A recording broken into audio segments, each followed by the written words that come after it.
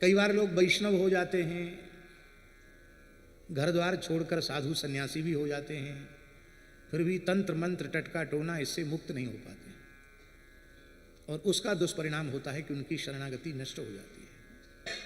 ये हमारा तुम्हारा लिखा हुआ वाक्य नहीं है, पूर्वाचार्यों ने सिद्धांत बनाया है, अन्याश्रयेण प्रपत्तिर्बाधिता भवति। शरणागति सर्वोपरि है। पर महाराज जी, जैसे ही अन्याश्रय लिया नहीं गया कि अन्याश्रय लेते ही शरणागति नष्ट हो जाती है।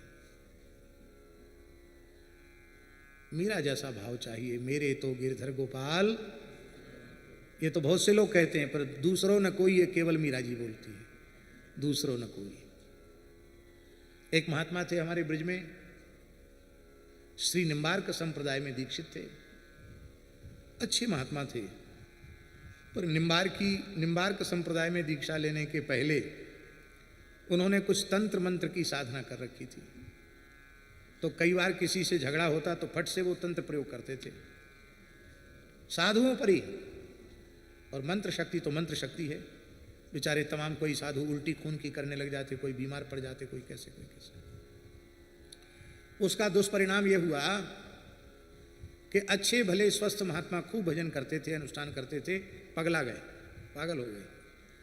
किसी पर तंत्र प्रयोग किया था, वो रहा होगा जोरावर भगत, उस पर चला नहीं, इन्हीं पर चल गए, ये पागल हो गए। और पागल हो गए तो बरसाना का ब्रह्मचारी जी वाला जो कुआं है, उस कुएं में कूद गए। रामनवमी का दिन था, कूद गए, और तो मृत्यु तो होनी थी, मृत्यु हो गई। मृत्यु के बाद भयंकर प्रेत शरीर मिला।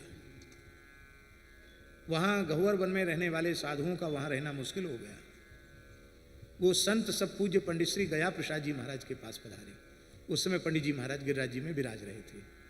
अपनी समस्या बताई तो पूज्य पंडित जी ने पूज्य गुरुदेव भक्तमाली जी का स्मरण किया कि बाबा श्री गणेश दास जी को आप लोग ले जाओ और उन महात्मा के निमित्त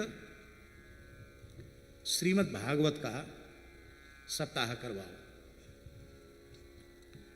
अब महाराज जी सब मधुकरिया साधु, वो कोई व्यवस्था वाले साधु तो थे नहीं, पर सबने पंडित जी की बात कही तो महाराज जी जितना सरल कौन होगा, महाराज जी चल पड़े, हम भी साथ गए।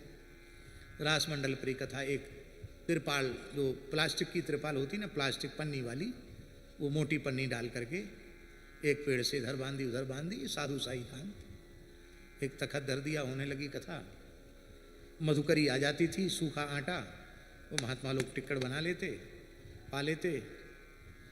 इधर उधर कहीं से कोई माइक की व्यवस्था भी हो गई, कथा हुई। कथा की समाप्ति के बाद उनके जो गुरु भाई थे श्री श्रृंगारी बाबा, उनको उनकी तरफ से यजमान परीक्षित बनाया गया था।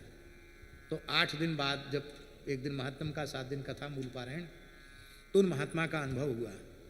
बोले हमें जो प्रेत शरीर से भयंकर वेदना थी, वो वेदना तो हमारी समाप्त हो गई, अब हम बहुत आनंद में हैं, लेकिन योनि मेरी समाप्त नहीं हुई। हमारी योनि समाप्त हो और हमको फिर से भजन का अवसर मिले, तो कभी तुम्हारी फिर मुक्ति कैसे होगी। उन्होंने कहा, स्वयं कहा उन महात्मा ने, कि हमने जो साधु होने के बाद भी विशुद्ध भगवत भक्ति छोड़कर तंत्र मंत्र का आश्रय लिया, उसी के कारण मेरी ये दुर्गति हुई है। मेरे ऊपर संतों का अपराध चढ़ा हुआ है। पूज्य महाराज जी का चरणामृत, बरसाने के झरा भंडारा करके सब संतों का चरणामृत और उनकी पत्तल का शीत प्रसाद अमुक वृक्ष के नीचे रख देना। संत चरणोदक संत शीत प्रसाद लेकर मैं मुक्त होकर निकुंज में चला जाऊंगा।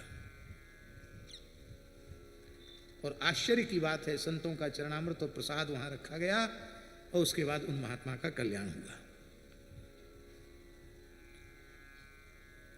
पंडित जी से पूछा कि महात्मा का उद्धार हो गया। बोले हाँ उद्धार हो गया, लेकिन श्री जी ने कृपा करके अभी उनको और अवसर दिया है। अभी ब्रज में एक मैया के गर्भ से वे जन्म लेके फिरते भजन करेंगे, ये पंडित जी ने कहा। पंडित जी भी महापुरुष थे। ये तंत्र मंत्र की साधना कथनचित पूर्व आश्रम में किसी ने की भी हो तो भी भगवत शरणागत होने के बाद तो अनन्य भाव से केवल भगवान की शरण ही बने रहना चाहिए। बुरे तो बुरो है जाए, चाहे अच्छो तो अच्छो है जाए, ठाकुर जी की शरण में रहना। क्योंकि हम जिनकी शरण में हैं वे मंगल भवन अमंगलहारी हैं। जब मंगल भवन अमंगलहारी हैं तो फिर अन्याश्रय क्यों लेना, आवश्यकता ही नहीं।